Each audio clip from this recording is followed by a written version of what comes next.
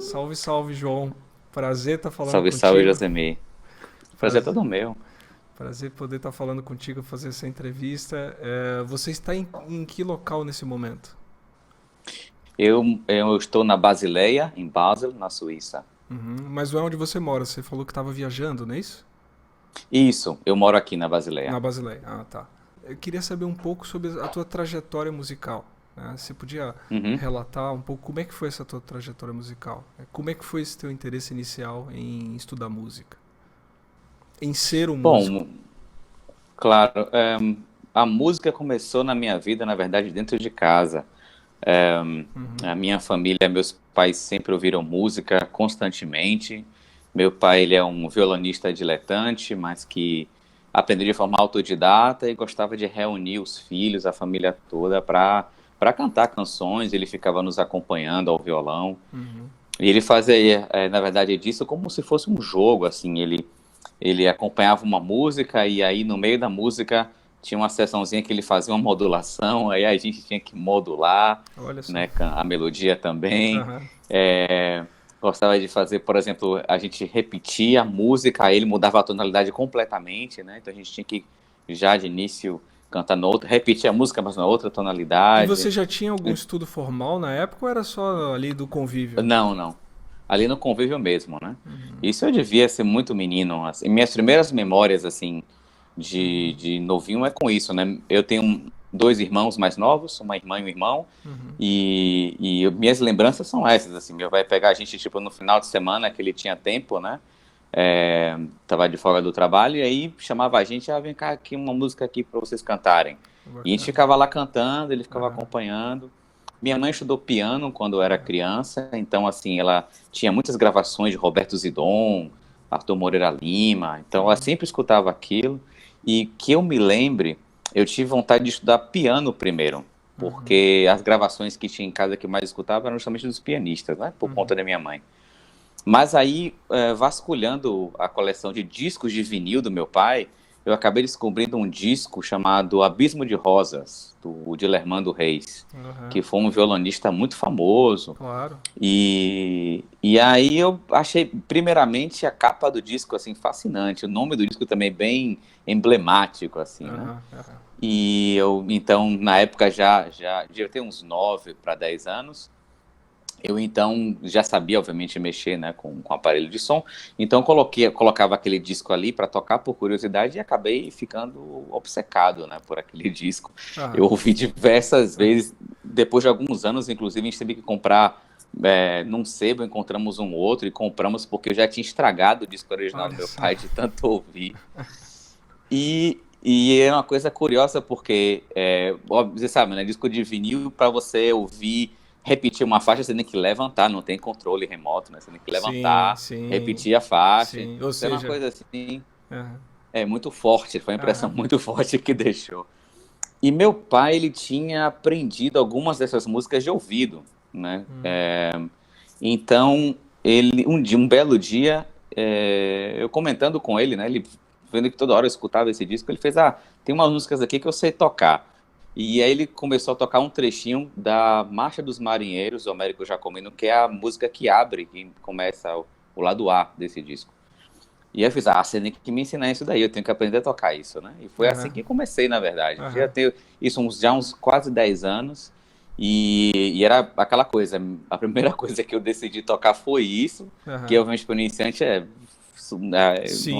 obviamente não é impossível assim, né? Sim. Então, o método do meu pai era, ele me ensinava uma nota, né? E aí eu ficava naquilo ali até conseguir tocar um acorde, e Aham. aí, depois, quando eu conseguisse, ele passava o próximo. Então, ele chegava do trabalho à noite, me passava um acorde, aí eu ficava Aham. naquilo ali, quando eu voltava à noite até dormir, depois chegava da escola pela manhã. Ele ensinava É, outro acorde. não, isso à noite, eu passava então o dia inteiro. Eu lembro que eu chegava da escola meio-dia, ao invés de almoçar, Aham. corria pegar o violão para tentar fazer aquele acorde, ficava naquilo ali até Aham. a noite, até ele chegar para mostrar ele que eu conseguia fazer, que eu queria, obviamente, tocar o resto, né? Aham. Aham.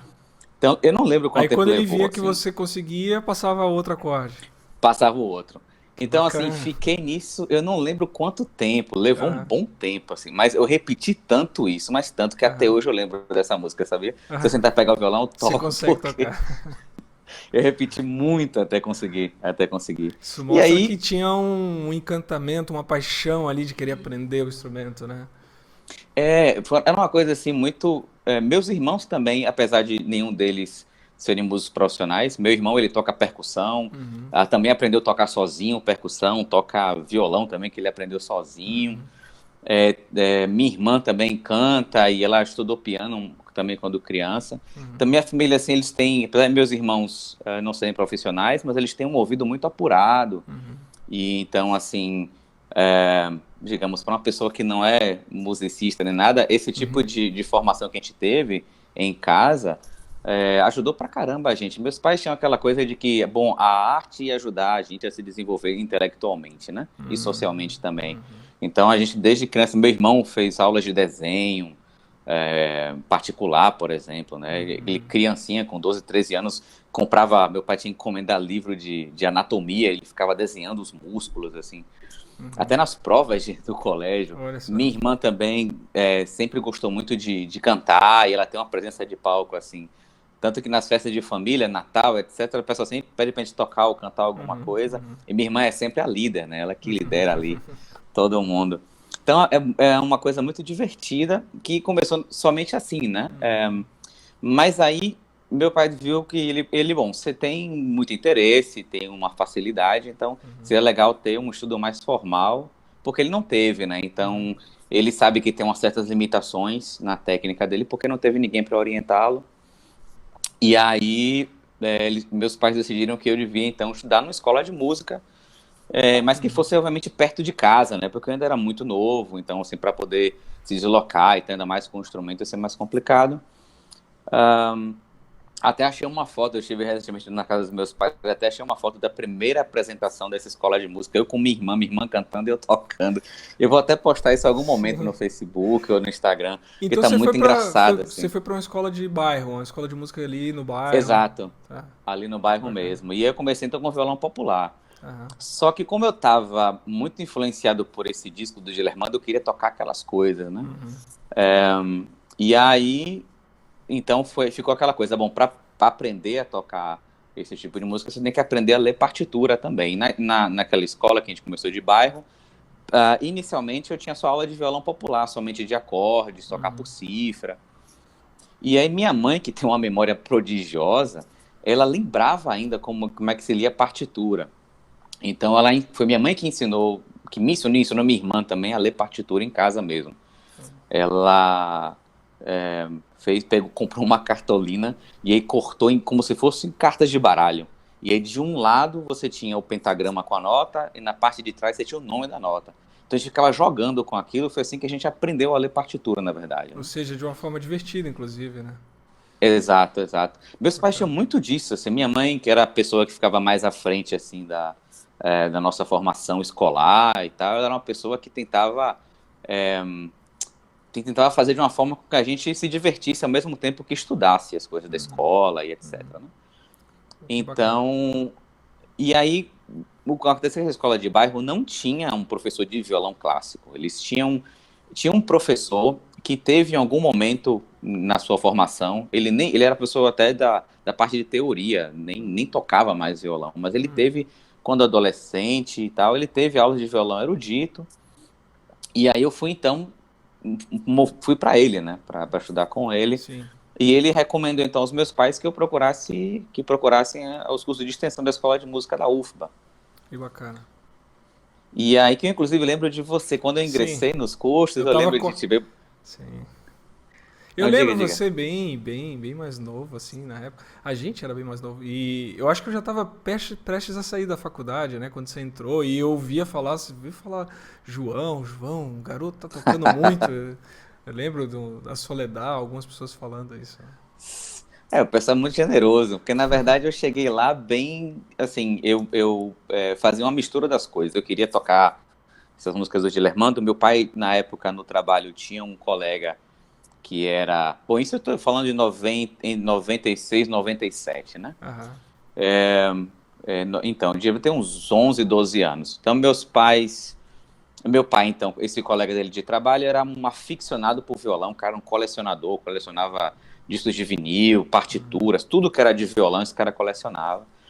E ele originalmente era do Rio. Então, quando esse cara foi morar em Salvador, ele trouxe um monte de gravações e tal. E na época era moda você passar de disco de vinil para CD. E Sim. aí a esposa dele então ficava no ouvido, olha, aqui tá, esses vinis estão tomando muito espaço, passa tudo para CD e se desfaz disso aí. E ele então passou a vender para o meu pai esses discos. Eu tenho até hoje essa coleção, parte dessa coleção em casa. Sim. E através dele, então, fui tendo contato com outros violonistas, com André Segovia, Julian Brim, John Williams, todos os grandes nomes, né, do violão. E esse cara também vendia para o meu pai, passava para o meu pai partituras. Então, sempre que eu pedia alguma obra para ele, eu queria tocar, sei lá, Adelita do Tárrega. Então, meu pai chegava em casa com um livro de obras completas do Tárrega, por exemplo, uma coisa assim.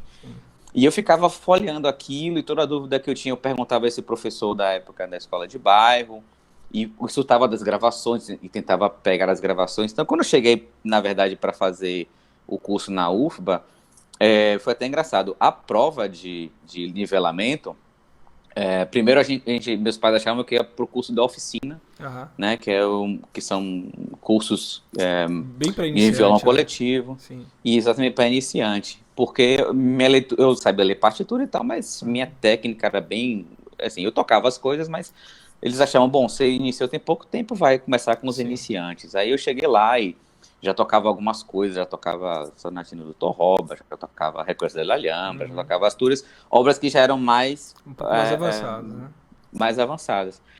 E aí os professores falaram, muito legal, mas então você tem que começar no curso básico, porque você já tem uma certa desenvoltura, você já consegue tocar certas obras mais complexas, ao mesmo tempo que tinham várias coisas que eu não tinha a menor noção. Por exemplo, requisitos básicos de um violonista, por exemplo, que é o cuidado com as unhas, uma boa postura, e até conhecimento de teoria musical, meu conhecimento nessa época era bem, bem limitado.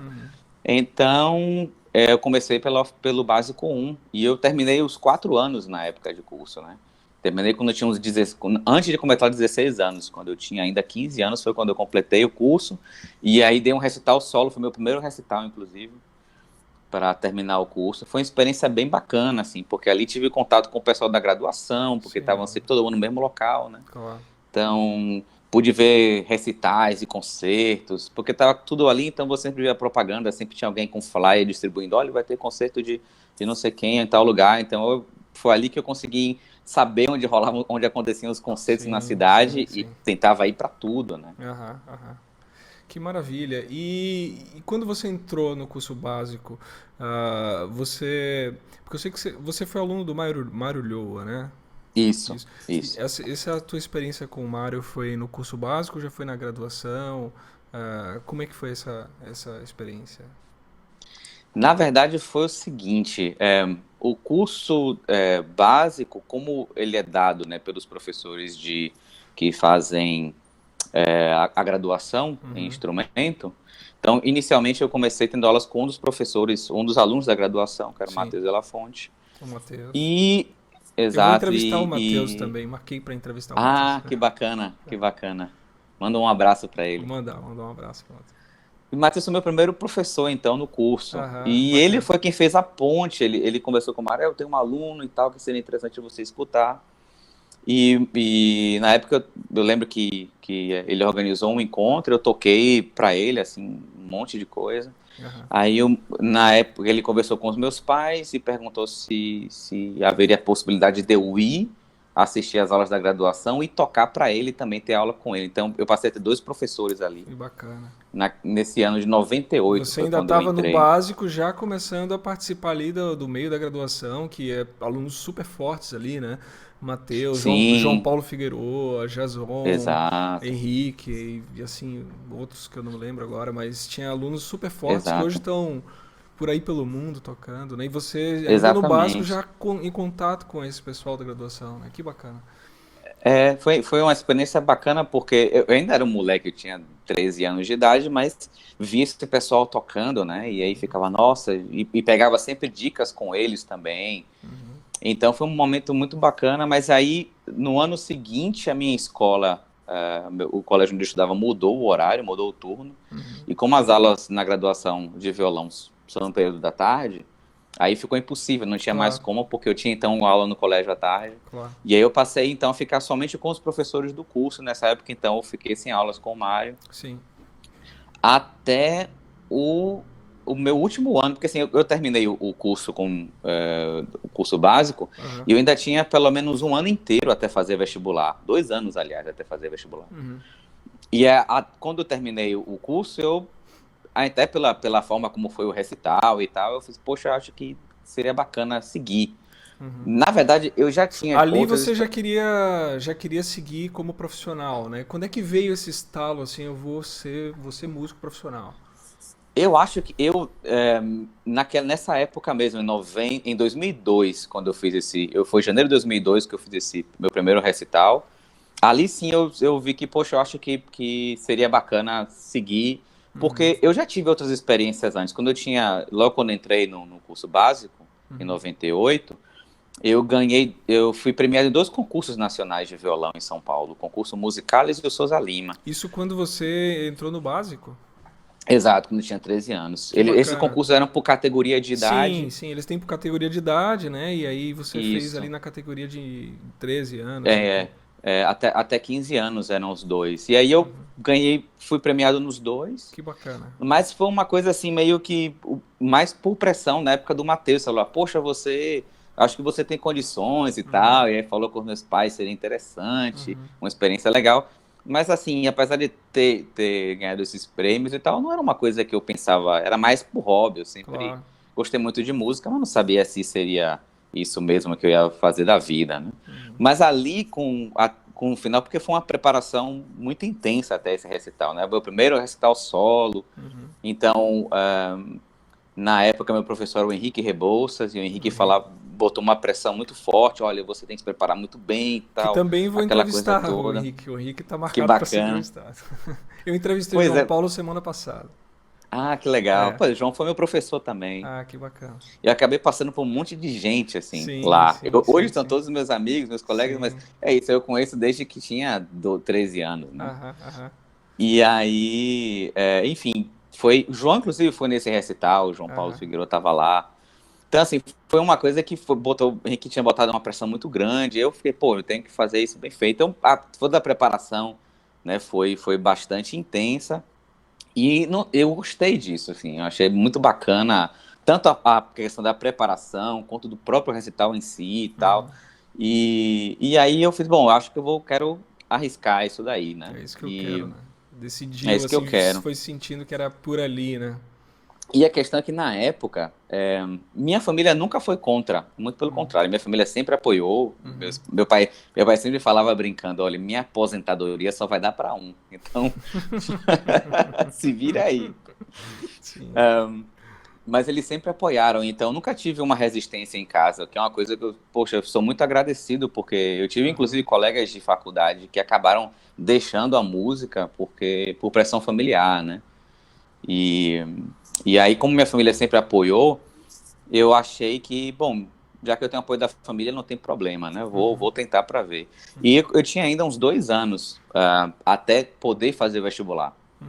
Então, eu aproveitei na época que a UFBA dava a possibilidade de você fazer como treineiro. Uhum. Não sei se você lembra disso, mas quem estava ainda na escola e queria saber como é que funcionavam as provas do vestibular, podia Podia fazer. então marcar essa opção, porque aí você sabia como eram as provas se você passasse da primeira fase. Você Uhum. via como era a segunda fase, né? Uhum. E, e claro, por você ter escolhido essa opção, caso você faça os pontos suficientes, você não cursa, né? Uhum. Até porque não teria como, porque você tem que ter o diploma do ensino médio, né? Claro, claro. Mas aí então eu fui fazer para ver como é que eram as provas. E acabei, a primeira fase, né, é só de conhecimentos gerais, Aham. português, matemática, etc, né? Passei dessa primeira etapa e na segunda etapa que eram as provas específicas de música. para ver como é que era. E aí que eu retornei o contato com o Mário, porque ele estava, obviamente, como jurado dessa prova, e eu cheguei lá e fiz, bom, vou tocar, vim fazer a prova, toquei lá como se estivesse ingressando normalmente, né? Me preparei para isso também, não é só porque eu sabia que não podia cursar, Sim, que não... que O fez de objetivo era qualquer jeito, realmente... né? Você se Exatamente, preparou. eu já ia Sim. fazer como se fosse para passar.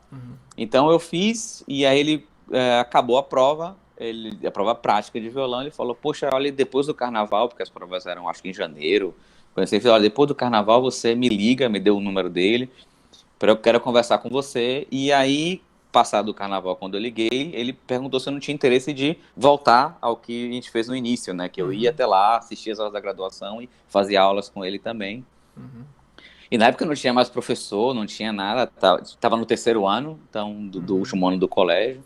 Então eu até conversei com ele, falei, olha, eu quero sim muito, eu vou, agradeço também o convite, mas eu estou no último ano da escola, então para eu poder ingressar na faculdade eu tenho que terminar a escola de qualquer forma, né? Sim, sim. Então foi uma coisa mais espaçada, porque a escola obviamente tinha aula nos finais de semana, prova nos finais de semana. Sim. Era um ritmo muito intenso. Mas, enfim, então aí eu ingressei no ano seguinte, 2003, para fazer o bacharelado em instrumento lá na UFBA. E aí... E que foi massa também, foi Sim. um período fantástico, porque Sim. ali você tá, pela primeira vez, eu tinha música 24 horas por Sim, dia, né? sim, Não sim. tinha mais que dividir a atenção com outras coisas. E aí entrou com E, tudo, né? Entrou com tudo. Você já entrou como aluno do Mário Lhoa, né? exato, Mário. exato. E é na sua forma, depois que você concluiu a graduação, você fez o recital, provavelmente durante a graduação você foi fazendo alguns concursos, que eu lembro que os alunos do Uhum. Mário sempre são incentivados a fazer os concursos. E como foi a sua saída? Como foi, você se formou e como foi a sua saída do Brasil? Eu já tinha em mente que gostaria de ter uma experiência fora do país. Primeiro porque seria pessoalmente uma experiência muito enriquecedora. Você, enfim, tem contato com uma outra cultura, está inserido na outra cultura, né? Acaba aprendendo um outro idioma, etc. Então, tinha esse lado. E o outro é que eu queria ir num centro musical, né? Tá num lugar onde você tem grandes nomes de vários instrumentos ali, oportunidade de ver grandes concertos. Então, isso sempre foi um sonho que, apesar de muito distante na época, lembra que a gente está ainda, a internet ainda estava encaminhando quando eu estava terminando o curso, né? Então, coisas muito distantes. Apesar de terem alunos do Mário que já estavam fora do país, mas para mim uma coisa que era muito importante era ter bolsa de estudo. Isso é um elemento primordial. Meus pais não tinham condição de me manter Num fora estudo só fora, estudando. sim, claro. Exato. Sim. Então, primeira coisa era conseguir bolsa de estudo. Então, eu fui fazendo uma lista de instituições, pesquisando mesmo, assim, uma lista de instituições que ofereciam bolsas, ou a instituição ou o país ofereciam um sistema de bolsa de estudo, e em paralelo vendo quais lugares eu tinha interesse de estudar, porque é o seguinte, para mim, em termos de violão, não faz muito sentido eu sair da minha cidade, por exemplo, ou do próprio país, para estudar com alguém, com um professor de violão que é muito, assim, não é tão bom quanto o professor que eu tive ou quanto as Claro, opções que eu tenho no país, né? com certeza, claro. Você teve, Isso, né, o Mário Lhoa, isso que é acontece muito. super conceituado aqui no Brasil, né? Exato. E tem outros professores no Brasil também que são excepcionais, é gente realmente de altíssimo nível. E se eu vou parar para falar sobre exemplo aqui, é o que mais tem, né? O Brasil tem um nível altíssimo de violão. Mas justamente por isso eu não queria ir para algum lugar onde o professor fosse mediano, porque, enfim, você está longe da sua família e no país estrangeiro é um sacrifício grande também. Então eu queria estar num lugar com um professor que fosse realmente muito bom, que fosse me ajudar a melhorar realmente, definitivamente. E pelo visto você E achou esse lugar, né? na verdade, eu mudei de país duas Algumas vezes. Eu vezes. fui primeiro para a Alemanha, depois eu vim para a Suíça. E na Suíça mesmo eu mudei de cidade umas duas Quem vezes. foram os professores que você estudou, que você foi atrás na Alemanha? E depois você foi para a Então, Suíça? isso. Eu consegui uma bolsa do governo alemão, do DAD, né? Que é o do Serviço de Intercâmbio Alemão, e eles me pagaram, então, eu, na época, já tinha tocado para o professor Franz Halert, que na época era professor da Hochschule für Musik Nürnberg, Uhum. da Universidade de Nuremberg, hoje em dia é de Munique, né? Uhum. E ele fez uma carta de recomendação, inclusive, para eu poder enviar para a Bolsa, que é um pré-requisito, inclusive, da Bolsa, né? Você não pode não é só você se inscrever, você tinha que mandar uma gravação, mandar uma série de documentos e também uma carta de recomendação do professor, né? Uhum. E então eu estudei com o Franz por 2 anos. Nesse período na Alemanha também foi muito bacana, porque na mesma instituição, na época, tinha um professor de música antiga, o alaudista, chamado Julian Baer, que é Uhum. um cara fantástico, que pô, já tocou com o Andra Scholl, tem vários discos Uhum. gravados com ele e tal, um cara assim fenomenal. E que, como eu sempre fui apaixonado também por música antiga, Uhum. naquele momento, né, quando o William, porque na verdade a gente não teria aula com ele meio que abriu uma exceção, assim, para alguns alunos, e eu fui um deles, e poxa, foi um período incrível, assim, que eu aprendi muito, e era um universo, né, que se abria para mim naquele momento. Eu nunca tive a oportunidade de trabalhar a fundo com alguém que fosse especializado em músicas do século XVI, XVII e XVIII. Uhum. E E aí, muito motivado por isso, eu percebi que eu precisava ampliar ainda mais, ou seja, que eu não sabia nada mesmo e tinha que continuar Am- estudando bastante. Ampliar, se diz, no campo da música antiga ou ampliar na técnica contemporânea do violão ou coisa e tal? Nos dois, na época na Alemanha, eles estavam ainda no sistema antigo, ou seja, você Uhum. entrava. Eu só tinha aula de instrumento, não tinha aula de teoria, de análise, de nada. Nenhuma matéria teórica, era só violão. Isso era uma pós-graduação, que você conseguiu Era uma bolsa, né? pós-graduação. Mestrado, Exato. né? Sim. Nesse sistema, é o sistema antigo, hoje em dia seria só como uma pós-graduação, porque como a gente não tinha que escrever nenhuma dissertação Uhum. de mestrado e não tinha nenhuma matéria teórica, não tinha sistema de créditos, Claro, que é o você só certo, né? tinha... Um performer tem que se dedicar a Exato, isso, né? Aqui no Brasil não tem muito essa mentalidade. Tá começando a ter em algumas universidades agora, que é mestrado em performance, mestrado, né, prático, né? isso.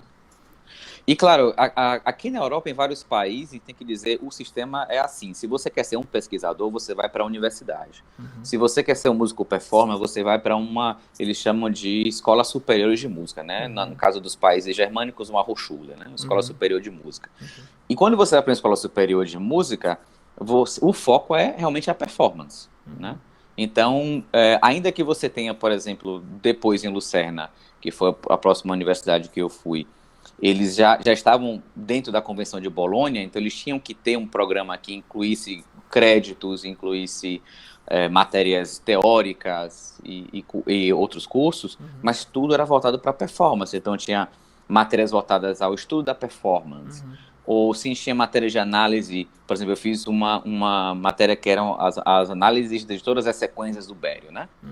Então era uma coisa que era prática e teórica. Por exemplo, eu tocava a sequência para violão, então eu apresentei a sequência na sala, a gente Uhum. discutia quais eram os aspectos. Tinha um professor compositor que discutia a parte dos aspectos composicionais, Uhum.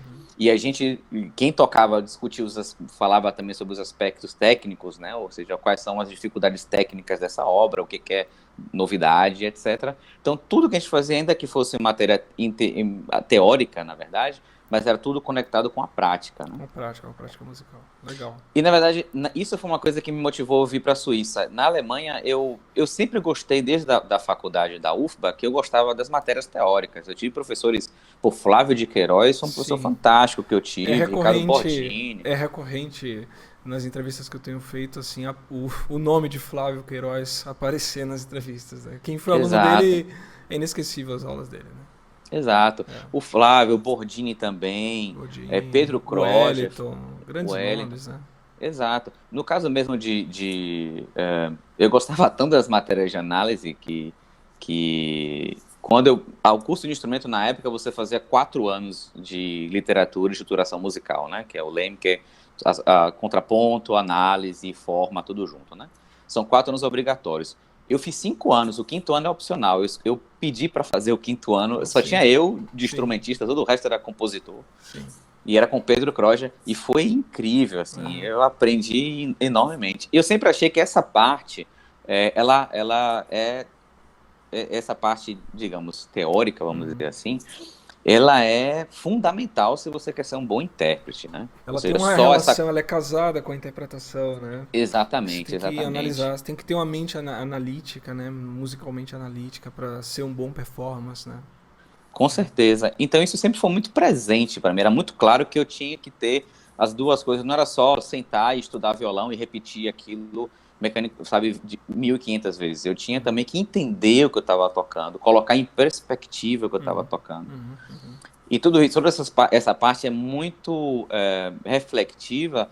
Ela vem muito dessas aulas de análise, né, que eu uhum, tive antes. uhum, Então, na Alemanha eu sentia muita falta disso. Eu tinha aula de violão, tinha aula uhum, de música antiga também, que de certa maneira está muito conectada à musicologia histórica. uhum, Então, esse professor, por exemplo, ele me falava de tratados, de documentos históricos, uhum, etc., que até então, para mim, eram novos, e aí eu ia correr atrás disso, né, de tentar uhum, ler os tratados e tal, para poder tocar melhor. uhum. Então, na Alemanha, eu sentia muita falta disso, de ter uma orientação mais voltada também para esse Para lado. esse lado, né? Esse lado da E aí, análise e tal. da análise e da musicologia também, Aham. porque especialmente com música antiga, você tem que saber alguma coisa, você tem que saber sobre, por exemplo, você toca violoncelo, se você Uhum. for decidir tocar um repertório de viola da gamba, você tem que ter uma ideia de como o instrumento funcionava, quando é que ele Sim. apareceu, o repertório. Inclusive, por exemplo, eu acho até engraçado, muita gente Quais são que, os golpes que de toca. arcos mais comuns na época? Qual era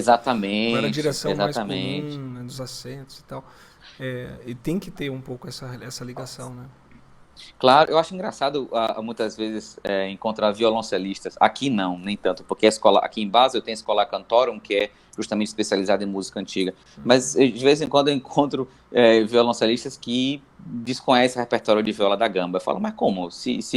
Porque as suítes de Bach foram para violoncelo barroco. Sim, mas o repertório, né, da viola da gamba era o que eles tinham antes, né, de Sim, sim, referência, né? sim, Então sim, você tem que conhecer aquilo. sim. E aí, a mesma coisa com a gente. A É um gente pouco a herdou. realidade nossa, é um pouco a realidade do cellista, assim, é ser completamente descasado. Porque o repertório o violoncelo ele tem muito repertório, né? Então acaba que ele fica naquele mar daquele repertório do violoncelo. E aí, eu Uhum. acho que com outros instrumentos também acabam acontecendo um pouco isso, assim. Com o violão também. Bom, hoje em dia está mudando um pouco, mas com o violão ele herdou é, um repertório que vem desde o Renascimento até os dias de hoje. Herdou até a guitarra romântica, né, até o século XIX. Uhum, Então você tem do final do século XV até o final do século XIX.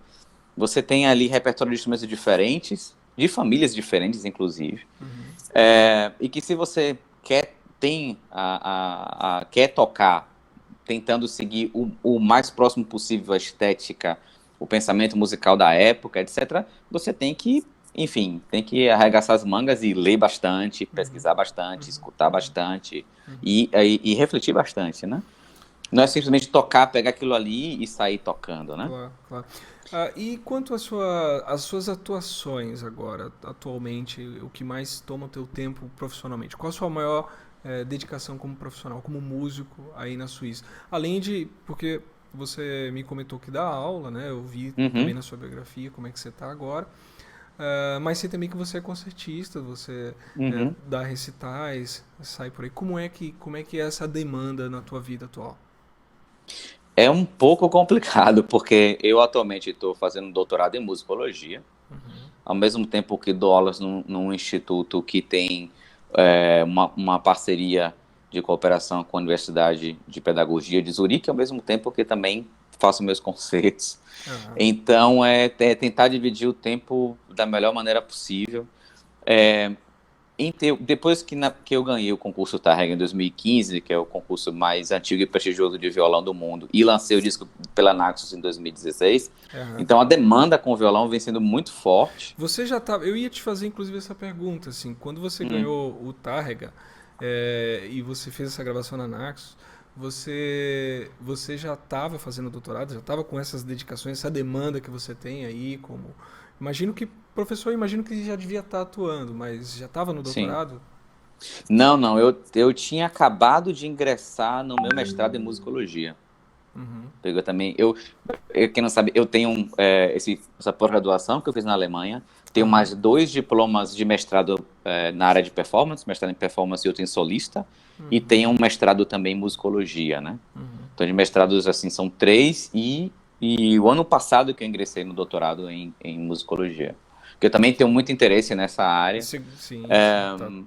E aí eu acabo, é isso, como eu tenho interesses muito diversos, é, assim, para mim é muito difícil focar numa coisa só, Sim, então muitas vezes acaba ou seja, sendo um visivelmente pouco complicado. você gosta de estudar, né? Você gosta de pesquisar, né? De Eu pesquisar, gosto, eu estudar. gosto, Eu eu compartilho um pouco gosto. desse sentimento, assim, eu não consigo parar de estudar, né?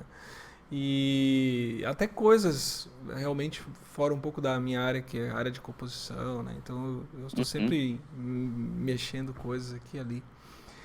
Ah, fale um pouco mais do Targa, porque isso também era uma pergunta que eu ia te uhum, fazer. Assim. Você ganhou um dos mais prestigiados concursos de violão do mundo, que é o Targa. uhum.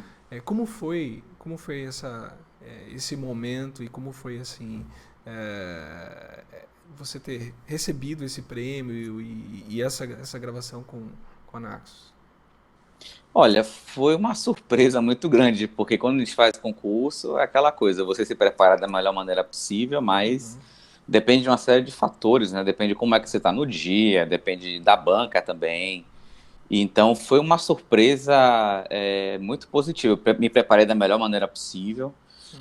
e é um concurso muito disputado, são muitos concorrentes do mundo todo, Uhum. é uma semana e meia de concurso, assim, é um concurso longo também.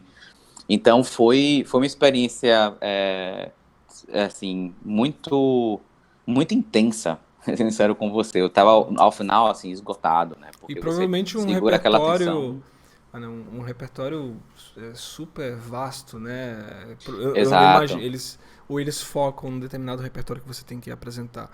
Eles abrem para música antiga, música contemporânea, música mais moderna e período clássico. Como é que foi isso? A primeira fase é toda de obras obrigadas, né? Que assim eles têm então um certo parâmetro para jogar, que eu acho muito positivo. Eles têm um parâmetro então para jogar todo mundo. Então você recebe um repertório já pronto, Um né? Você tem que pacote ali. preparar todo mundo com aquele programa. Para o júri, cara, claro, é complicado. Eu Você passar imagino. dias ouvindo Ouvindo todo mundo aquele. tocar as mesmas coisas. Sim. Mas é a forma que eles têm. Eu fui jurado depois no ano seguinte, 2016. Então Uhum. vi que na verdade é uma maneira muito eficiente de você ver, porque assim muita gente tem seus cavalos de batalha, né? Daquele Uhum. programa que a pessoa toca Sim, um sim. milhão de vezes. Uhum. E muitas vezes para o júri é muito complicado você julgar pessoas Uhum. que tocam repertórios tão diferentes, de maneiras tão diferentes. Então você tendo uma coisa, um programa que é o que eles fizeram, diverso, com tipos de obras bem diferentes e contrastantes, ali você consegue ver quem é a pessoa que foi mais fundo, né, que toca de uma maneira mais profunda aquele repertório, conhece mais e tal, e quem não. Né? Quem segue um pouco mais essa linha de concurseiro profissional, que é bom tentar tocar todas as notas de maneira mais limpa e mais rápida possível. Né? Uhum. Uhum. Então, primeira fase é toda obrigatória. A segunda fase, então, ele é completamente livre, só que você tem que tocar pelo menos uma obra do Francisco Tárrega, que é o compositor homenageado, né? Uhum. E a prova final é um concerto com orquestra. Eles têm uma lista que você escolhe qual você quer tocar, mas também tem que tocar mais 10 minutos de obras de Tárrega também. Então eu toquei o concerto de Aranjuez na final. Por casualidade, todos os 4 finalistas tocaram o mesmo concerto. Uhum. Todo mundo ouviu o mesmo concerto. Sim, sim. E claro, as obras de Tárrega variavam, né? Cada um Aham. optou pelas suas E como e foi tal. depois que você ganhou o concurso Targa? Você sentiu que abriram determinadas portas para você na tua profissão? Claro, pô. Eu imagino que só de você já ter gravado no selo da Naxos, né, isso já é digamos assim, um cartão super poderoso, né? Claro. Bom, o concurso em si já é porque, por exemplo, a final é transmitida ao vivo, né? Pelo YouTube. Então, assim, tem um monte de gente assistindo. Tanto que por exemplo, saí da minha prova, eu fui o primeiro a tocar. Eu saí da minha prova e fui olhar e nas minhas redes sociais tinha um monte de mensagens, assim, gente de tudo quanto é lugar do mundo que estava ali acompanhando. E quando saiu o resultado também, um monte de mensagens. Então você tem muita gente assistindo e já dali já surgiram convites para tocar, assim. Eu nem peguei, nem dormi direito e já tinha convite para tocar, né? Então é um cartão de visitas muito grande, porque assim, os ganhadores desse concurso são as pessoas que hoje em dia estão no topo da profissão, né? David Russell, Ricardo Gayen. No Brasil teve o Fábio Zanon, foi o brasileiro que ganhou anteriormente, em 96, que pô, é o brasileiro que tem a carreira internacional mais consolidada, né? Mais sólida, com certeza. Então são nomes, pô, de peso, então todo mundo fica esperando saber quem vai ser o ganhador daquele ano. Sim, sim. E aí, claro... Ou já teve algum outro brasileiro que ganhou o... Não. Já teve o Gustavo Costa, um grande amigo também, que é professor da USP de Ribeirão Preto. E o Gustavo já chegou a ficar em segundo lugar nesse concurso. E um super violonista também. Então, óbvio que tem um prestígio muito grande e ajuda bastante na carreira. A gravação da Naxos já foi uma outra coisa, na verdade, porque uma coisa é você ganhar um concurso, né, e ter aquela coisa. Outra é como é que você inicia uma carreira, né, e uma das formas é você fazer uma gravação um selo importante, né? Um selo importante e que também essa gravação não seja somente uma compilação de músicas que você já toca, sei lá, em concursos ou em concertos, né? Que era minha ideia era fazer uma coisa, o CD como uma obra em si mesma. Então, o que eu decidi fazer foi o seguinte, eu já tinha há muito tempo, eu sou, como eu disse, eu gosto muito de música antiga e tem um compositor que é um dos meus preferidos, que é o John Dowland, um compositor da Renascença inglesa. E o Dowland tem 3 fantasias cromáticas absolutamente lindíssimas, que eu sempre tive vontade de tocar. Eu nunca cheguei a tocar as 3. E o CD, na verdade, é uma desculpa para aprender a tocar as 3, né? E eu queria que isso fosse o começo, meio e o fim do disco. Já tinha isso muito claro. E o resto do programa eu queria fazer com obras contrastantes. Então era mostrar, na verdade, assim, o que eu acho que eu tenho de ponto positivo, que é me esforçar ao máximo para tocar cada estilo de música bem diferente, né, respeitando todas as questões estilísticas e tal. É o que eu me dedico mais meu tempo a. E, ao mesmo tempo, fazer com que essas peças se completassem, dialogassem entre si, né? Então, nesse disco, você tem realmente obras muito contrastantes, como, por exemplo, tanto uma das fantasias de John Dowland, e logo depois tem, por exemplo, o Repeté, que é uma peça do compositor Paulo Rios Filho, que é lá de Salvador também, foi meu colega de faculdade, que ele compôs essa peça para mim, eu estreiei aqui em Basel, 2014, e eu decidi gravar essa obra. Que bacana. Então, assim, já comecei também com a estreia de a primeira gravação de uma obra, né, dedicada a mim, claro. Que também não é muito comum. Pessoas da minha geração, normalmente, tendem a tocar um repertório mais conservador, que já foi... Ou mais conhecido, né? Exatamente. Léo Brau e tal. Exatamente. Então, nesse disco, você tem uma miscelânea de coisas, então, tanto obras que para um público, né, mais, digamos assim, para um público maior, que não tem tanto contato com música clássica, por exemplo, você tem obras de Tárrega, que são obras de salão, né, música de salão, que são muito boas, ao mesmo tempo você tem música contemporânea de vanguarda, ao mesmo tempo que você tem música renascentista, e obras do cânone do repertório do violão também, como a Sonata de Castelnuovo Tedesco. Só que a ideia também era fazer, isso, como eu queria que na verdade, apesar de ser uma coisa, hoje em dia, bastante estranha, né? Mas que justamente o CD fosse uma obra em si mesma, então eu queria que não só que as peças dialogassem entre si, e muitas delas por contraste, mas que o tempo entre as peças também fosse diferenciado. E normalmente é padrão, né? Ou seja, a mudança de faixa 1 para faixa 2 é a mesma da faixa 2 para 3. Então, esse disco não está assim. Esse disco tem faixas músicas que estão mais aproximadas e outras que estão mais espaçadas, por exemplo, para ter justamente essa sensação de que quase você tá como no se concerto, você... né? Como se Exatamente. Ao vivo ali no concerto. Bacana. Ao vivo e que é como quase que não dá para você escutar só uma faixa, né? Você tem que ver o que vem depois. O que está acontecendo, né? Engraçado que na época, depois que eu gravei o disco e tal, que é outro processo também, porque por conta do meu mestrado em musicologia, Uhum. eu não tinha como gravar na época nas datas que a Naxos queria. Uhum. Porque o concurso queria lançar, eu ganhei em 2015 e o concurso queria lançar o CD em 2016. Uhum. Era vinculado ao Tárrega, Exatamente né? ao Tárrega. Eles queriam lançar no meio do ano, no meio do ano de 2016. E para isso, a Naxos teria que receber o disco pronto, ou seja, toda a parte de edição e masterização e tal, em janeiro. E eu só tinha tempo para gravar justamente nos últimos dias desse prazo. Então a Uhum. gente gravou em 4 dias, porque o quarto dia foi masterização, a gente gravou e editou tudo em 3 dias, e no quarto dia foi masterização. Uhum. Foi uma Puta, experiência também é, bastante eu intensa. imagino. Eu Mas imagino. era o que dava para Sim, é o fazer, que e a tinha, gente né? fez. Sim. E no final das contas, depois que foi lançado o disco, E foi gravado em que. O estúdio em que cidade? Em que local? na Espanha, Na Espanha. em Castellón de la Plana, como se chama a cidade. Uhum. E quando eu gravei, bom, depois que foi lançado, eu estava com bastante receio. Eu dei uma cópia ao meu professor daqui de base, o Pablo Marques, que é um dos Sim. maiores virtuosos, assim, de todos os tempos. E eu sou Uhum. muito fã dele, né? Uhum. Então, eu entreguei o CD dele, assim, para escutar e tal, Uhum. e aí meio receoso, né, o que ele ia dizer. Mas, enfim, entreguei e tal, e Sim. tudo bem. Isso foi no mês de, não lembro, agosto, uma coisa assim. A gente sempre, em relação com o professor, a gente sempre tem um pouco isso, né?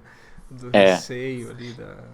E o Pablo, ele é muito sincero, assim, ele é Sim. bem... Se você perguntar a opinião dele, ele vai dar a Ele opinião dele de fala. verdade, ele não tá Que não ali é muito pra fazer diferente do média. Mário Lhoa, né? Não é muito diferente do Exato, Mário Lhoa. exato.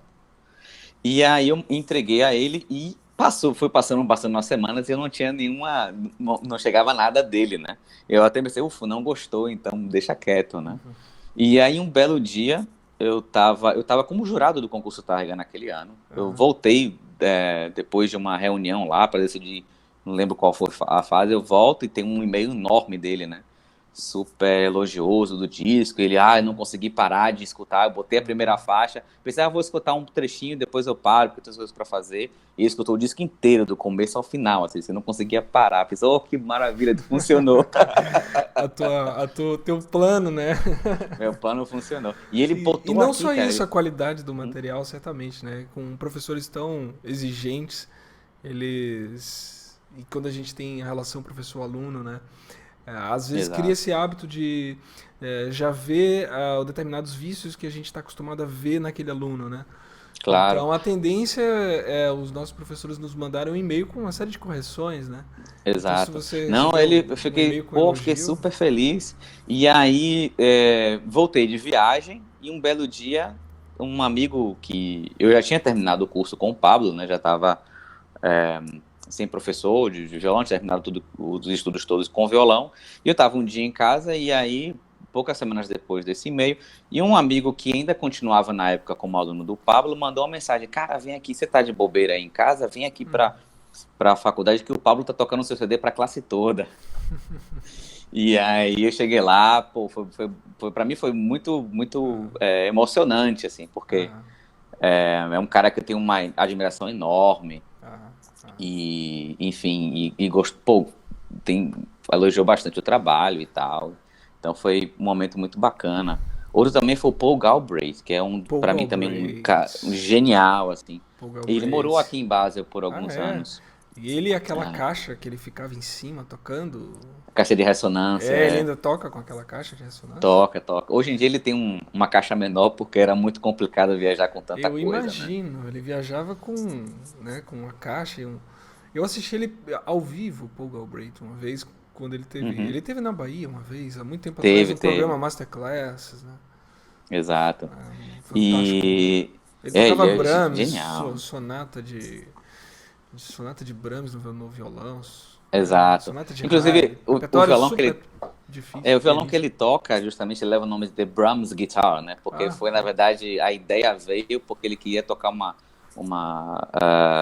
tema com variações de Brahms, e ele tinha feito uma versão para 6 cordas, violão de 6 cordas, que é o que ele tocava antes, mas ficava muito, a textura é muito densa, né? Ele precisava de mais cordas e tal, de uma extensão maior. E aí que veio a ideia desse violão que ele toca, que é de 8 cordas, só que com uma corda aguda a mais, né? Não cordas só graves, né? E o Paul também tem uma relação de amizade muito próxima pô, eu fiquei super feliz também com os comentários dele do disco e tal. A gente se dá super bem e eu aprendo muito com esses caras, né? São Assim, lendas, toda vez que eu encontro o Paul. São lendas do violão, né? Que você está se relacionando diretamente e você se tornando outra lenda do violão, provavelmente. Não vamos exagerar, mas eu acho que não é mas é uma coisa assim, de vez em quando eu me pego assim meio ainda surpreso. Eu encontro vários caras que tinha um disco desde criança e tem uma admiração muito grande, e de repente tá no mesmo festival ali, né? Eu vou tocar no concerto, tá o cara na primeira fileira lá para ver. E, sabe, a gente divide vários momentos, assim, lá no Tárrega, por exemplo, quando eu fui de jurado, eu passei uma semana, quase 2 semanas com o David Russell, tomando café da manhã, almoçando, jantando, tocando de vez, assim, de noite, né, assim, e tal. Então, são coisas assim que você fica, puxa, né, de vez em quando é aquela coisa, você encontrar os caras que são que são o topo, né, da sua profissão, é tipo um sonho mesmo que se torna realidade, assim. Sim, muito bacana. Vamos entrar um pouco na tua vida aí na sua cidade, onde você está morando, né? Quando você se mudou, especialmente, como é que foi o processo da tua relação com as pessoas, em você se enturmar com a comunidade, com as pessoas na cidade da Alemanha, na Suíça? Você sentiu algum obstáculo, alguma dificuldade, ou foi uma coisa que fluiu, que foi fácil? Não, foi bastante difícil, porque... Você já Primeiro falava a língua? Não. Eu ganhei a bolsa do DAD e eles pagavam um curso de alemão por 4 meses. Que bacana. Que apesar de ser no melhor curso que tem na Alemanha, em 4 meses, obviamente... 4 meses só para falar obrigado, café da manhã, essas Exatamente, coisas. exatamente.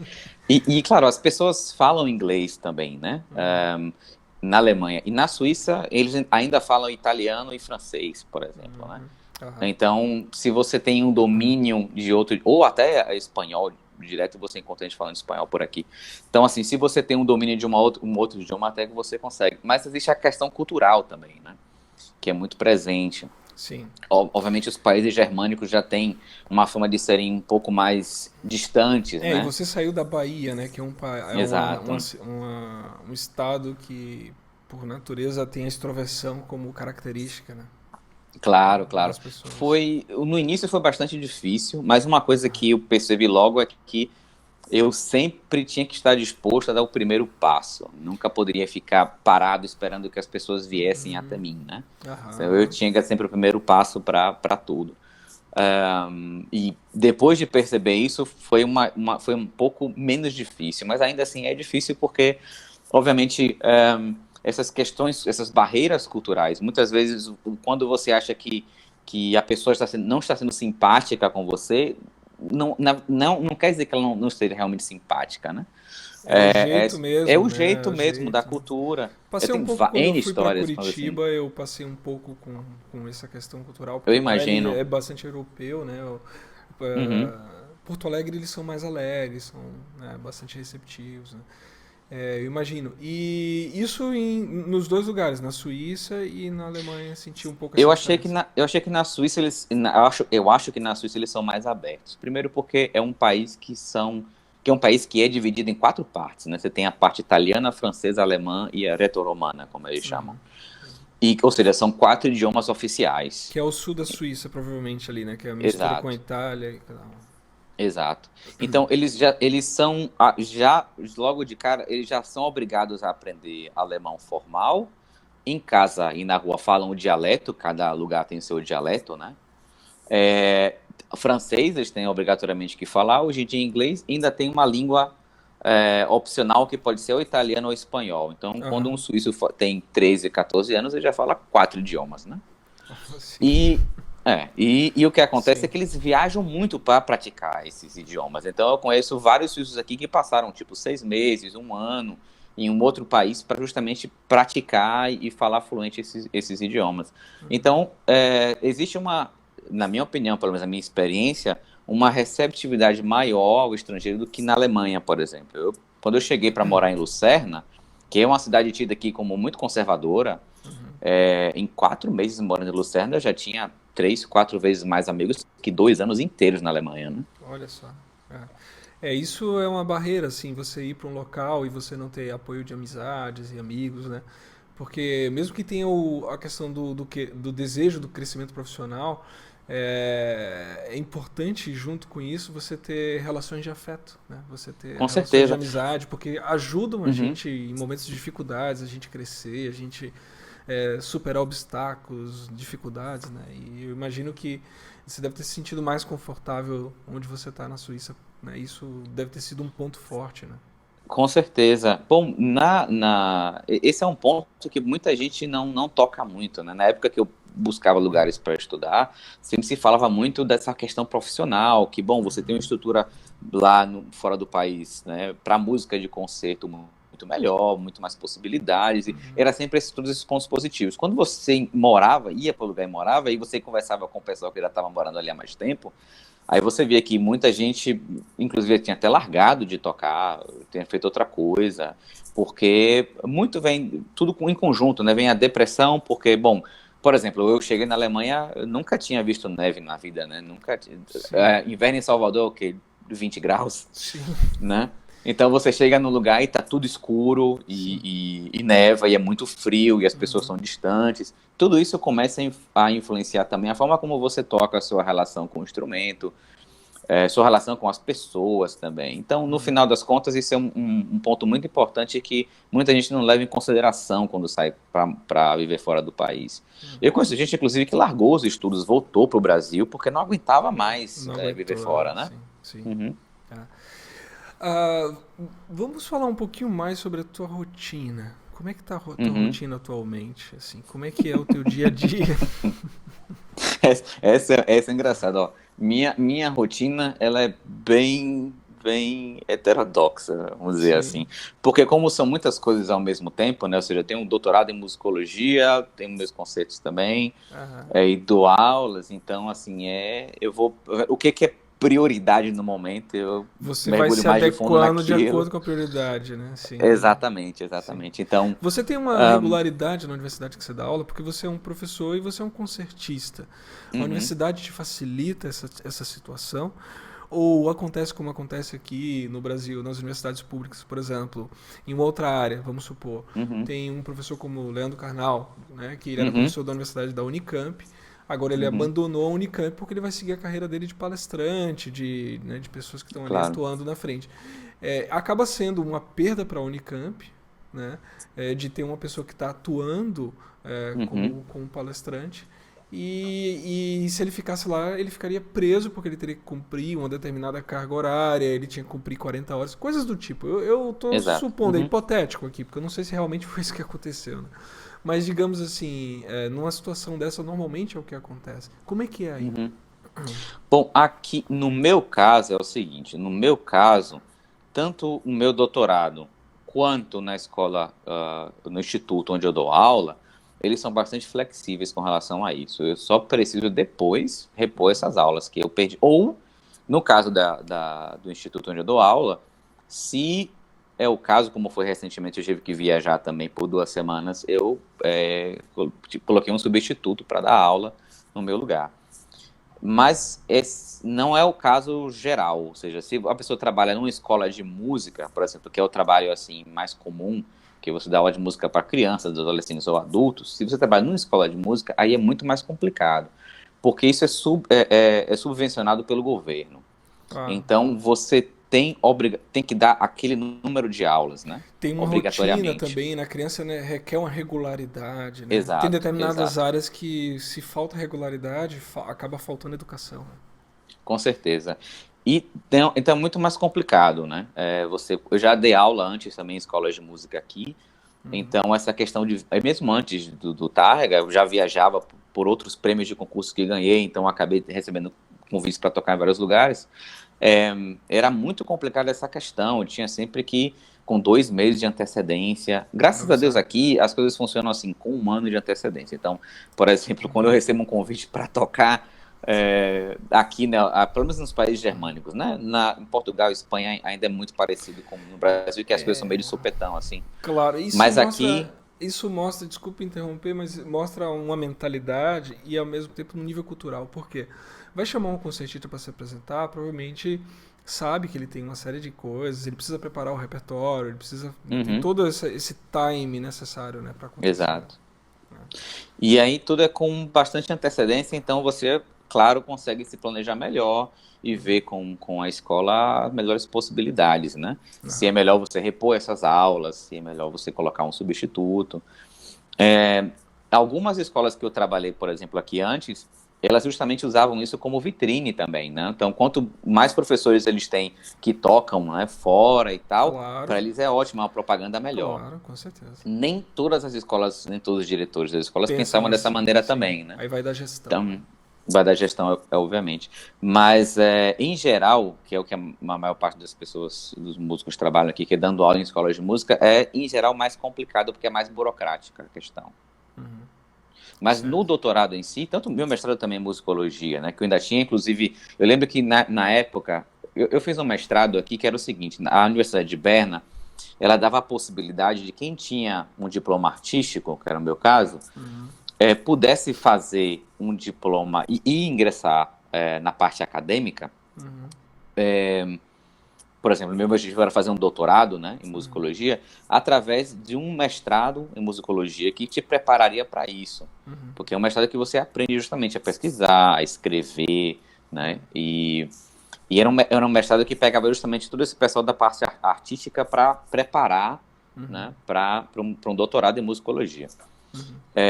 E então, por conta disso, eu tinha matérias que eu tinha, obviamente, que tá toda semana indo, né? Sim, sim, sim. Mas eles eram super flexíveis. Eu lembro de uma época até que eu fiquei Uhum. mais de um mês sem poder ir para as aulas, viajando para tocar. Sim. E a professora, os professores na época foram: ah, não tem nenhum problema e tal, Que pode ir bacana. tranquilo e Que tal. bacana. Então, aqui eles têm muito essa Essa compreensão. mentalidade, né? Essa... Porque, enfim, eu, conversando com um outro professor na época, ele falava: bom, por que a gente vai proibir você de fazer uma coisa que é música também, que tem a ver Sim. também, né? Que é E que, parte da sua vida e também. que vai enriquecer a escola, né? A escola onde você vai estar Claro, dando aula, qualquer lugar que você vai estar dando aula, né? Isso vai, que é claro. essa mentalidade daqueles gestores que você comentou. Eu vou te fazer uma pergunta agora filosófica, assim. Você se sente realizado? Não, não, não. Acho que tem muita coisa para fazer ainda. Primeiro que muita coisa nova aconteceu comigo nos últimos anos. Depois do Experimento do Targa, do CD da Naxos, por exemplo, minha carreira ganhou outra dimensão. Aham, Meus interesses também ganharam outras outras. direções. Aham, E eu não sei, minha motivação, inclusive para mudar de países, para tudo, foi sempre direcionada a melhorar como músico, né? aham. Sempre foi muito direcionado nesse sentido. Então, eu acho que quando você fica numa zona de conforto, é um momento muito perigoso, Sim. porque a E você é tendência de super você jovem, estabilizar né? e ficar. E você é super jovem, ou Não seja, sei, depende você do tá ponto com de qual, vista. qual idade que já tá? Eu tô com 34. É jovem, eu tô com 42, então. Mano, mas você parece mais novo que eu. Saber Faz que água parte. você anda bebendo.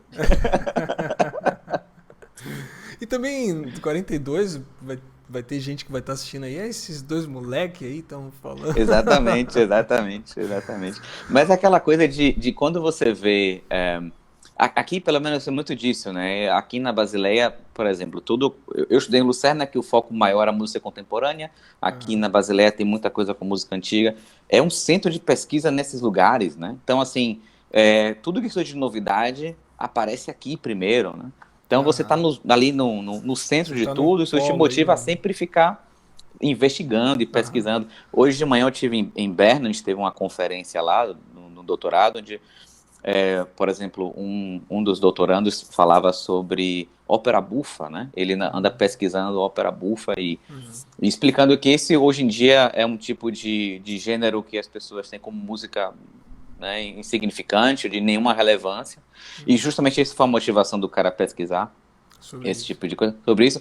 Mas é tão interessante o cara fala sobre aquilo, e traz dados históricos e traz fontes e fala sobre isso, e você fala, nossa, que interessante. E você para pra pensar, bom, essa era a referência de vários compositores da época, né? Enfim, então você sempre acaba pegando um pouquinho de outras áreas, né? Outros instrumentos e tal, e sempre, eu, pelo menos, sou muito curioso, então te motiva a ficar sempre investigando, e aí, obviamente, você sai dessa zona de conforto, porque toda vez que você começa algo novo, né, você não é de imediato, né, a resposta, você tá ali engatinhando, né, sempre. Mas eu acho que isso é importante para a gente poder se desenvolver. Tanto como É, pessoa quanto como músico também. com certeza, eu concordo 100%. A gente sempre. Eu sou sempre a favor, né, da pessoa seguir seus encantamentos, né? Uhum, A gente vai se movendo. Eu acho que quando a gente vai se movendo de acordo com os nossos encantamentos, eu acho que a gente vai se realizando internamente aos poucos, né? Então, acho que esse realmente é uma pergunta bastante mexe um pouco. É mais uma provocação do que uma pergunta, né? não, eu concordo. Mas Eu acho uma ótima pergunta, porque muita gente, às vezes, tem uma imagem uma fantasiosa, né? Ou, por exemplo, do que é sucesso, por exemplo, né? Tem pessoas que associam sucesso à quantidade material de bens que você tem. Outras pessoas relacionam sucesso ao métier que você se encontra, ao local onde você vive. E, especialmente hoje em dia com mídias sociais, a pessoa coloca uma foto no Instagram e todo mundo acha que a vida daquela pessoa é perfeita, né? Por aquela sessão de fotos. E a gente não sabe o que acontece nos bastidores, na verdade, né? Então, essa noção de sucesso e fracasso, por exemplo, ela é muito, muito superficial, né? Muito efêmera. Então, no final das contas, o que você fala é completamente certo. Se você segue, né, o que você tem desejo de fazer e tal, existe uma satisfação pessoal naquilo ali. E que eu acho, pelo naturalmente. menos, isso é essencial. Você fazer, eu não me imagino fazer uma coisa que eu não gosto, sabe? Sei que tem gente que, infelizmente, acaba trabalhando, né, com coisas que não gosta para poder sobreviver. E, não sei, eu prefiro, às vezes, fazer... Tem um amigo, a gente sempre conversa sobre isso. Se eu tivesse ido para uma outra área, né, mais financeiramente mais lucrativa, com a disciplina que eu tenho, estava milionário, a gente falava brincando. Sim, É verdade, mas seríamos milionários sim, infelizes, porque íamos acabar sim, justamente suprindo sim. esse vazio com coisas superficiais, né? Sim. Mesmo dentro da área da música é muito comum assim você vê muitos profissionais, muitos músicos. Já me aconteceu também em situações às vezes que eu tenho que estar trabalhando dentro da área da música que eu não gosto, mas por conta de eu ter que me sustentar e aí aos poucos Uhum, a gente vai migrando para regiões, lugares e coisas que a gente tem mais exato. prazer. E você já aconteceu isso contigo? Olha, Você difícil precisou dizer. fazer alguma coisa que você sentiu que você não gostava de fazer dentro da área da música ali? Algum compromisso, algum contrato, algum evento, alguma coisa que você tinha que fazer e que Olha, aquilo. eu já tive situações que eu aceitei tocar para ajudar, na verdade, alguém, por exemplo, topar tocar junto com alguém para ajudar essa pessoa e depois me inteirar que entrei numa enrascada. A Isso, velha isso já, barca furada, né? exato. Isso já aconteceu algumas Sim, sim. vezes. Sim. Mas eu lembro até, por exemplo, teve uma época que para mim, no Mas não início, que foi uma hum, coisa que você precisava fazer para você se manter. Chegou alguma hum, vez nesse ponto não, na sua vida? no início, por exemplo, eu tive muita dificuldade para dar aula para crianças muito pequenas. Quando eu cheguei aqui, o primeiro trabalho que eu tive foi dar aula na escola de música. Eu dava aula para crianças de 8, 9 anos de idade. Eu nunca tive essa experiência. É um desafio, eu É um sei desafio. que No é. início foi muito difícil, porque eu, apesar de ter trabalhado na escola de música com aulas coletivas, né, para jovens, eu não tive alunos tão novos, né? Uhum. E além da questão do idioma também, porque, enfim, tem que dar aula em alemão, mas não alemão formal, porque nessa idade eles falam o dialeto, né? Sim. Então, já de cara tinha a questão da comunicação. Eles entendiam o que eu falava, porque enfim, eles têm que estudar alemão formal na escola, mas era difícil entender o que eles falavam, porque eles falavam tudo em dialeto, né? Então, isso foi muito difícil. E justamente por essa barreira e por também falta de experiência, esse início foi muito difícil. Eu confesso que foi um período que eu fiquei pensando, poxa, eu não tô curtindo muito fazer isso. Mas aí, quando eu comecei a entendê-los melhor e também, da minha parte, começar a pesquisar metodologias de ensino para alunos nessa idade, a coisa foi mudando de figura, né? Porque aí eu passei a ter ferramentas para ensinar melhor, passei a entendê-los melhor também. E aí mudou realmente, assim. Então, pelo menos um semestre eu passei um aperto grande.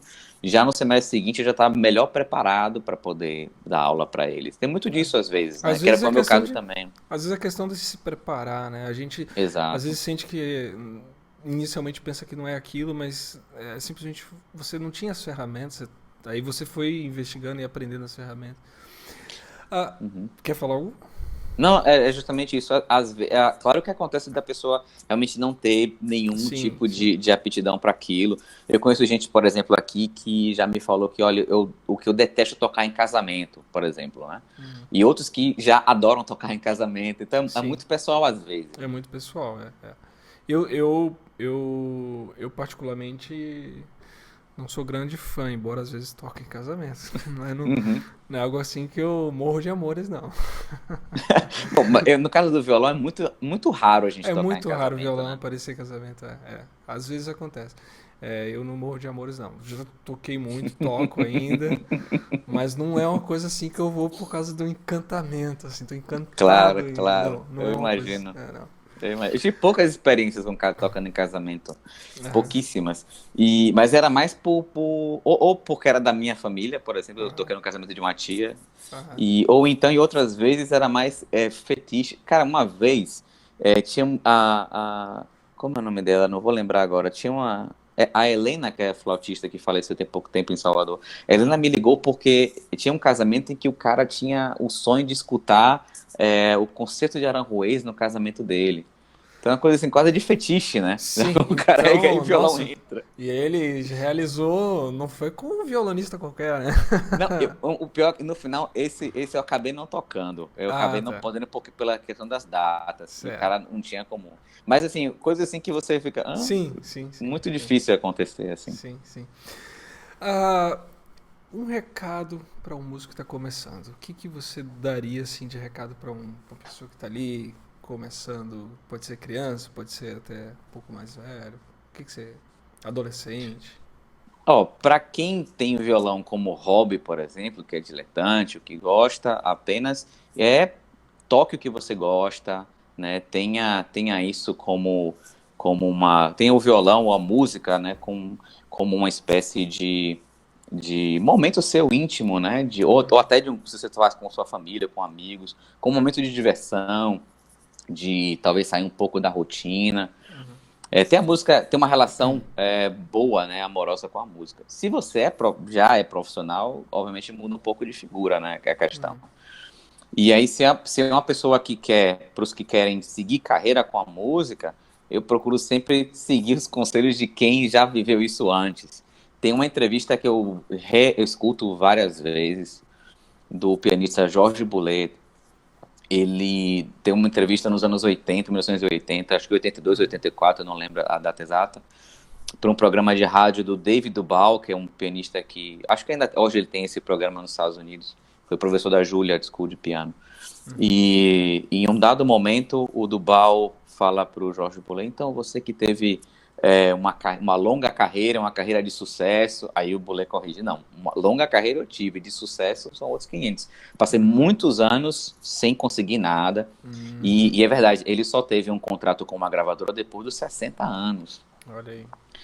Então, e ele conta que ele era fotógrafo, também era fotógrafo, fazia a fotografia como hobby, mas pensou diversas vezes em trocar de carreira, porque com piano por muitos anos não acontecia nada, eu não conseguia concertos, alunos, nada. Mas aí, quando ele decidia realmente bom, vou mudar, vou continuar esse ano só com E piano, se não der certo, mudo. isso um professor da Julia, né? Não, isso, o do Bauer, professor da Júlia, Ah, o ele estava Bolet não. entrevistando. Ah, desculpa, tá. Entrevistando. O Bolet, mas o Bolet é um dos maiores pianistas do século XX, né? Então, assim, você tá falando com um cara, assim, em Imagina, né? nível Sim, estratosférico. sim. E aí o Bolet falava que quando ele decidia que só tentar esse ano e nada desse certo, ele mudava de área, alguma coisa acontecia que o motivava a seguir. Aí ele conta, por exemplo, quando ele conheceu Metrópolis, o Radzinsky. Ele falou que o Metrópolis, por exemplo, ele conheceu durante um concerto, um recital que ele deu em Havana, e Metrópolis estava lá. Metrópolis foi um dos maiores regentes também do século XX. Uhum. E que, terminado o recital, o Metrópolis vai até o camarim e fala para ele: onde você esteve esses anos todos? Como é que eu nunca ouvi falar de você? Uhum. Né? Onde você se esconde? O que está acontecendo? E ele falava: bom, se um cara como o Metrópolis me tem Fala em isso, alta né? estima, né, eu não posso desistir. Uhum. Então, isso motivava a seguir. Então, isso ele falou, eu já era um homem de 40 anos. Então, você imagine que a persistência, no final das contas, era a mensagem dele. E eu acho que é a mesma coisa que eu penso, né? Você persistir, você continuar. Não é fácil, obviamente, carreira com música, independente do instrumento, de onde você vive, etc., é difícil, Uhum. né? Então, é persistir com isso e tentar sempre estar alegre e feliz e dar graças a Deus porque você faz uma coisa que você gosta de fazer, né? Bacana.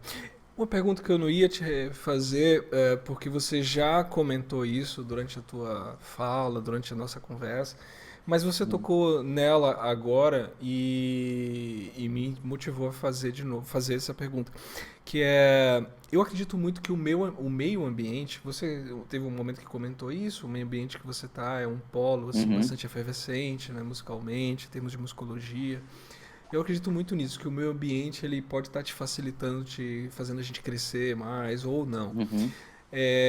Você acreditaria que você, estando no Brasil, não saindo do Brasil, você teria alcançado tudo que você alcançou?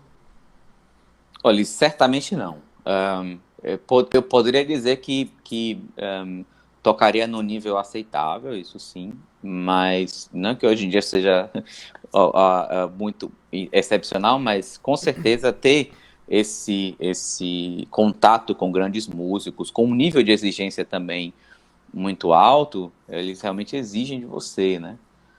Então, certamente não, porque apesar de, como eu falei, no Brasil a gente teve violonistas fantásticos, meu objetivo quando vim para a Europa era estudar com especialistas em áreas diferentes, né? Mesmo os professores de violão. Em Lucerna eu estudei com um cara que era especializado em música contemporânea, que já trabalhou com literalmente os maiores nomes da composição no século XX, de Brian Fernahal, Elliot Carter, Helmut Lachmann, Luciano Berio. Tem caras que, vários desses caras têm obras dedicadas a ele. Então é um cara que respira música contemporânea o tempo todo. Então, assim, eu aprendi muito com ele, né? Eu tinha meus professores de música antiga também, o Peter Croton, o próprio Julian Baer, que foram professores também fundamentais para mim. Então, Sim, era muito de tentar ir com um cara que dedicou boa parte da vida dele a um determinado a determinada período da música, sim, e eu vou ali e tento aprender o máximo que eu que posso, né? pode. Então, esse tipo de coisa. Isso em relação ao professor, ah, eu entendo. Agora eu digo assim em relação ao meio ambiente, em relação à cidade, em relação à Uhum, estrutura, ao nível, o nível de cultural do local onde você está, as políticas sociais, as claro. questões das cidades, né? Os eventos, as coisas, todas essas questões que acontecem no local onde a gente está, muitas vezes elas abrem oportunidades, Não, oportunidades com certeza. não só de trabalho, mas oportunidades também de apresentações, oportunidade de você mostrar o teu trabalho. Então, essa pergunta também é um pouco misturada com provocação, até mesmo Uhum, para talvez ajudar a fomentar um pouco a cultura brasileira, não sem querer desprezar o que acontece aqui, mas nesse sentido, seria mais nesse sentido assim, você teria as mesmas oportunidades, não só de professores que você falou, mas assim, no aspecto da vida que você leva aí, da cultura, das oportunidades, dos trabalhos, do quanto você aparece para o mundo. uhum, O Brasil ele é importante para o mundo, os uhum, músicos brasileiros. São muitas conversas nisso aí, né? Mas o claro. que você pensa em relação a isso? Olha, em geral, você tem toda a razão. O ambiente numa cidade de médio porte, europeia, por exemplo, germânica, tradição germânica, por exemplo, que foram os lugares onde eu morei, né? Ela é muito mais culturalmente ativa do que São Paulo, por exemplo, né? Então, que é a nossa maior metrópole, que você encontra realmente, enfim, os concertos, os grandes concertos, etc., todos passam por São Paulo, né? Então, realmente tem uma diferença muito grande. Você toca aqui, por exemplo, num povoado, num vilarejozinho pequenininho, no dia seguinte tem uma nota sua no jornal, tem uma crítica, uma foto sua que sai ali, né? Então, já no Brasil a gente não tem isso. Você pode tocar numa metrópole que, enfim, não sai, né? Ninguém. Hoje em dia, com E as mídias você. sociais, você já Ah, tem uma certa resposta, você consegue até ir mais longe, mas as gerações anteriores, até para divulgar conceito, era complicadíssimo, né? é o que normalmente o que vira notícia é o que, além. É algo que está de interesse público, né? Vira como Uhum. notícia mais fácil. Se você tem uma sociedade que já tem interesse nesse tipo de coisa, né? Então, certamente qualquer movimento que você faça em relação a isso, aquilo já vira notícia, né? Só para Bacana. complementar, Pode, tem pode uma falar. coisinha que é justamente essa questão da importância. Isso eu queria falar que uma das razões pelas quais as coisas aqui são assim é porque não é só a iniciativa do Estado, por exemplo, em manter a cultura, promover a cultura, que aí infelizmente fica tudo a cargo só do Estado, né? Mas aqui a iniciativa privada, ela investe muito dinheiro nessa questão cultural. Por exemplo, tem umas 3 semanas eu conheci uma senhora que construiu a biblioteca da Faculdade de Música aqui e que mantém a biblioteca da faculdade. Ela construiu o clube de jazz. Ela, obviamente, é uma pessoa com muito dinheiro. Ela construiu o clube de jazz, que ela gosta muito de jazz. E foi lá que eu a conheci servindo, diga-se de passagem. Né? Uma coisa assim que nunca ia passar aí, por exemplo. Sim, sim. E a gente vê entre outras questões, você vai no Kunst Museu, que é o Museu de Arte aqui de Basel, foi uma família que cedeu o prédio. Eu estudei em Lucerna, na Universidade de Lucerna, se você for olhar no Google, são 2 castelos, a Faculdade de Música, que foram cedidas também por uma família. Então, aqui, por exemplo, o Roger Federer, o jogador de tênis, ele é daqui de Sim. Basel, né? A família dele é daqui. Ele mesmo foi quem pagou a reforma de um quarteirão inteiro do bolso dele. Então, assim, a iniciativa privada, ela devolve muito do que ela, Para a obviamente, sociedade, para a né? sociedade, do que ela tem. Isso é muito presente aqui. A própria universidade muitas vezes organiza congressos, tanto de Berna quanto aqui de Basel, por exemplo, organiza congressos, conferências, masterclasses com dinheiro vindo de pessoas que sequer querem seu nome dito. A última vez que o Georg Kurtag esteve aqui, por exemplo, foi uma pessoa que não quis que o nome fosse dito lá, que financiou, né, toda a vinda do cara e os custos aqui, etc. Então, assim, a iniciativa privada aqui, ela é muito presente nesse sentido de promover a cultura também. E não só a cultura né, digamos assim, como acontece que, enfim, cultura pop, né? É justamente dessa música que eles acreditam que, bom, isso aqui é um bem cultural, né? Sim, A um gente bem cultural que precisa. acrescenta socialmente, né? Não só a música, eu imagino que Exatamente. eles devem investir em outras artes também, né? Em coisas assim bastante Claro. refinadas. Óbvio que na questão da música é que eu estou mais presente, né? Claro, claro, Então claro. é o que eu estou mais. Mas é realmente com absolutamente tudo. Então, você vê empresas, por exemplo, aqui, supermercados, etc., que financiam. Eu tenho um amigo, por exemplo, que na cidade de Baden, aqui na Suíça, ele organiza um festival de música contemporânea para artistas novos, ou seja, compositores e artistas completamente desconhecidos, né, Sim, do grande olha só. público, né? E é música de vanguarda mesmo, Sim, assim, o que sim. você imaginar, e tá sempre lotado de gente, Olha e é só. tudo financiado pela iniciativa privada, supermercados e outras instituições que financiam isso, e tá lá o nome do negócio. Isso é uma coisa que a gente dificilmente vai ver aí, né? Você Dificilmente vê isso no show do acontece. Ivete Sangalo, ou Sim. de alguém muito grande que você vê a marca lá, sei lá, de uma companhia de Claro, porque telefone, né? tem uma relação de troca ali, né? Exato. João, eu só tenho a agradecer esse tempo que você disponibilizou para mim, né? Vontade que dá de ficar no final do dia aí papeando contigo, se pudesse, né? Mas eu não vou tomar mais o seu tempo do que eu já tomei. Eu Prazer é meu, meu querido. agradeço, foi muito obrigado aí.